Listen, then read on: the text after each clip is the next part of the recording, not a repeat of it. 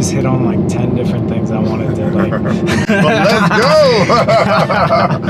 I mean, Let's go. so one is a really important concept that I've thought of through my recovery is control, and being in control, and the importance of that, and be it through faking it till you make it, or whatever method you so choose. Like, you have to be in control of the choices you make. Yes. And that's where I was losing control, be it through alcohol, be it through being a yes man is something I've always been, and letting others kind of control my life. And it's only been over the last few months that I've started really making the choices in my life, and listening to my body and listening to my mind.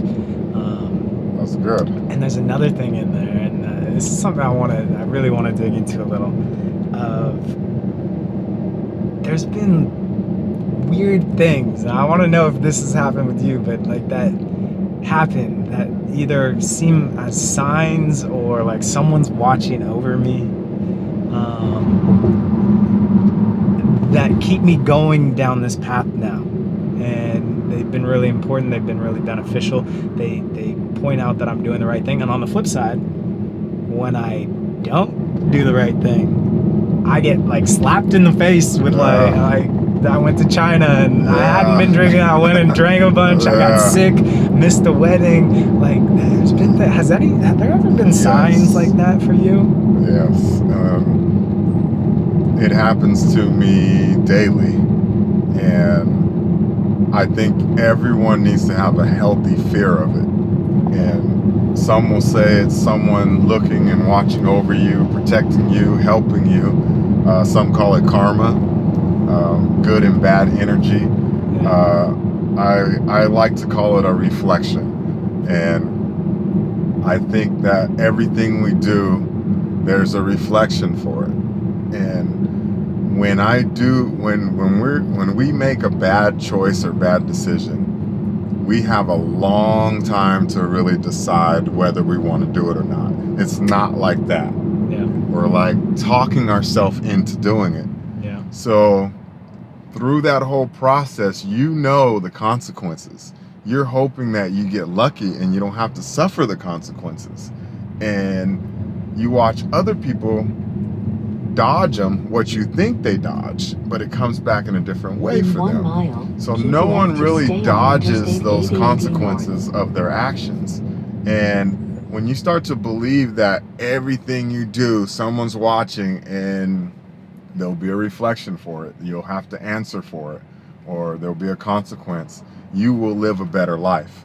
And something should happen to you if you leave the bottled water underneath the basket and you don't pay for it, and you know you didn't pay for it, you know? Then you're gonna walk out of the store and you're gonna get a flat tire, and you're gonna spend $800 on your flat tire, probably because you took the $6 bottled water, you know? Like, it's little things like that. Like, and when you do the right thing and those and small things happen to you, they're just obstacles that you just jump over. It's just weights that you lift. It's like, you just like, come on, bring it. Boom, boom, boom, on to the next. Okay, this is life.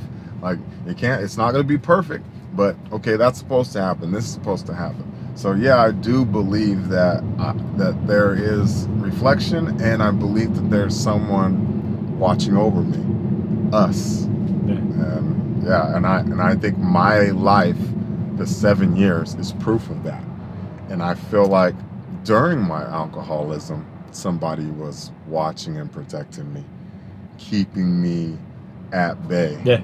Oh no, right? for sure. Yeah. No, that's been, I mean, because I could have been like, during my whole and that's where the health things come in. It just seems like it's over time, those slaps to the face get a little bit harder. They're like, no, you need to wake up. This is not the path you're supposed to be going.